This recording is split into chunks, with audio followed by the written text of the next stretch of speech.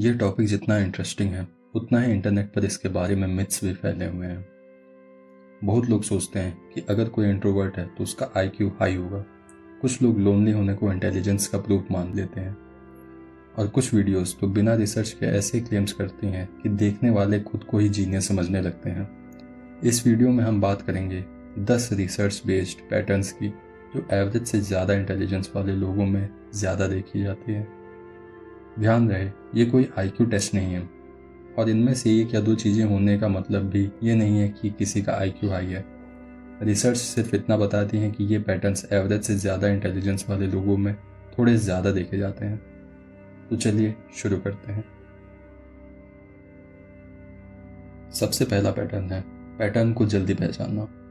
Intelligence का मतलब सिर्फ ज़्यादा इन्फॉर्मेशन या अच्छी मेमोरी नहीं होती। रिसर्च बताती है कि हायर इंटेलिजेंस का एक इम्पोर्टेंट हिस्सा है अलग अलग इन्फॉर्मेशन के बीच कनेक्शन देख पाना। जैसे दो लोग हिस्ट्री पढ़ रहे हैं, एक सिर्फ डेट से याद करता है, वहीं दूसरा नोटिस करता है कि हर बड़ी सिविलाइजेशन कुछ कॉमन रीजंस की वजह से ही उठी और गिरी। या इकोनॉमी में इन्फ्लेशन बढ़ता है तो इंटरेस्ट रेट और जॉब्स पर क्या इफेक्ट पड़ेगा। ये सिर्फ नॉलेज नहीं है, ये पैटर्न रिकग्निशन है। इसी वजह से कॉम्प्लेक्स प्रॉब्लम्स उनके लिए छोटे कनेक्टेड पार्ट्स में बदल जाती हैं। पैटर्न रिकॉग्नाइज करने वाले लोग अक्सर एक और चीज़ करते हैं, वो बेहतर क्वेश्चन पूछते हैं। अक्सर लोग सोचते हैं कि इंटेलिजेंट लोगों के पास बहुत आंसर्स होते हैं, लेकिन कई बार उनकी सबसे बड़ी स्ट्रेंथ होती है सही क्वेश्चन पूछना। जैसे अगर कोई कहे कि ये ट्रिक हमेशा काम करती है तो वो पूछते हैं हमेशा या सिर्फ कुछ सिचुएशंस में। अच्छा क्वेश्चन अक्सर अच्छे आंसर से भी ज़्यादा वैल्यूबल होता है, क्योंकि अगर क्वेश्चन गलत है तो आंसर कितना भी अच्छा हो फायदा नहीं। लेकिन इस क्वेश्चनिंग माइंड के पीछे एक रीज़न है, क्यूरियोसिटी। रिसर्च में इंटेलिजेंस और ओपननेस टू एक्सपीरियंस के बीच पॉजिटिव रिलेशन देखा गया है। इसका मतलब ये नहीं कि हर इंटेलिजेंट इंसान क्यूरियस होगा, लेकिन क्यूरियोसिटी उनमें एवरेज से ज़्यादा देखी जा सकती है। ऐसे लोग नए आइडियाज़ एक्सप्लोर करना पसंद करते हैं। बुक्स, साइंस, हिस्ट्री, टेक्नोलॉजी या फिर सिंपल सी एक चीज़, ये सिस्टम कैसे काम करता है। क्यूरियोसिटी उन्हें सीखने के लिए पुश करती रहती है और क्यूरियोसिटी तभी जिंदा रहती है जब इंसान ये मान सके कि उसे सब कुछ नहीं पता।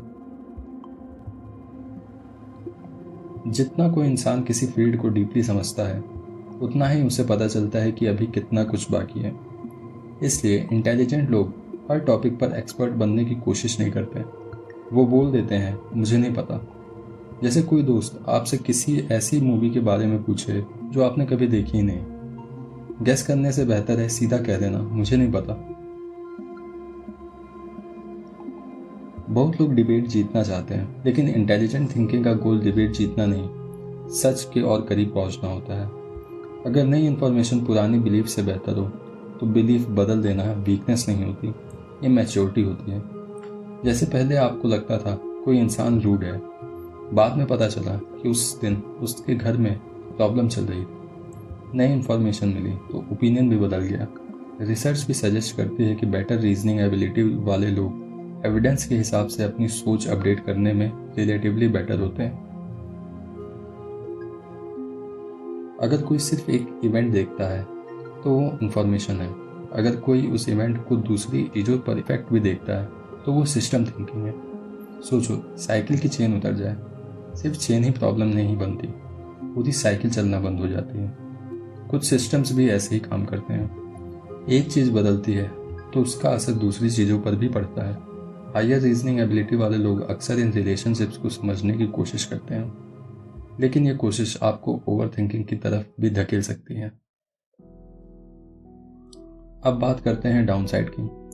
जब दिमाग हर जगह पैटर्न्स देखने लगता है तो कभी कभी वो ज़रूरत से ज़्यादा पॉसिबिलिटीज़ भी देखने लगता है, जिसका रिजल्ट होता है डिसीजन लेने में डिले। हर ऑप्शन कंपेयर करना, परफेक्ट चॉइस ढूंढते रहना। जैसे 20 मिनट तक ये डिसाइड करते रहना कि कौन सी मूवी देखनी है और फिर टाइम ही खत्म हो जाए। इसका मतलब ये नहीं है कि ओवर थिंकिंग हाई आईक्यू का प्रूफ है, सिर्फ इतना कि कॉम्प्लेक्स थिंकिंग कभी कभी डिसीजन को स्लो कर सकती है। बहुत से लोग ओवर थिंकिंग करते हैं, एंजाइटी, स्ट्रेस और फियर भी इसका रीज़न हो सकता है।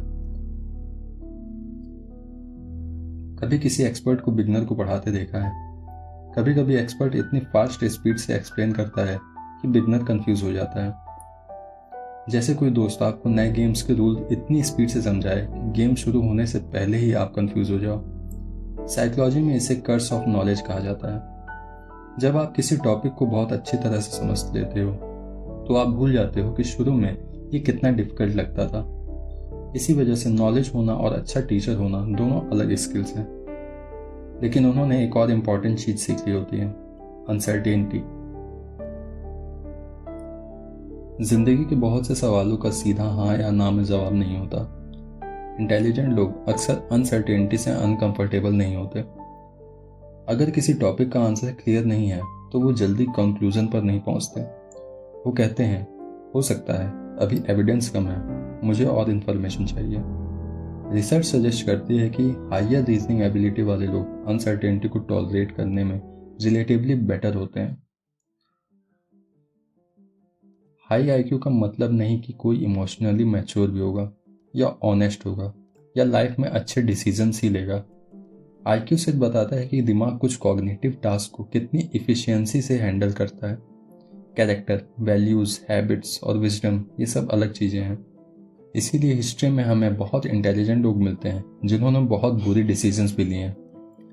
हाई आईक्यू बताता है कि आप कितनी तेजी से सोचते हैं। विजडम बताती है कि किस डायरेक्शन में सोचना चाहिए। तो ये थी रिसर्च में कॉमनली ऑब्जर्व की गई कुछ साइकोलॉजिकल पैटर्न्स। लेकिन एक बार फिर याद रखिए, इनमें से कोई भी पॉइंट अकेला ये प्रूव नहीं करता कि किसी का आईक्यू हाई है। हाई आईक्यू होना लाइफ की गारंटी नहीं देता, वो सिर्फ बताता है कि आपका दिमाग इंफॉर्मेशन को कैसे प्रोसेस करता है। अच्छी लाइफ के लिए उसके साथ डिसिप्लिन, कैरेक्टर और विजडम भी उतनी ही ज़रूरी है।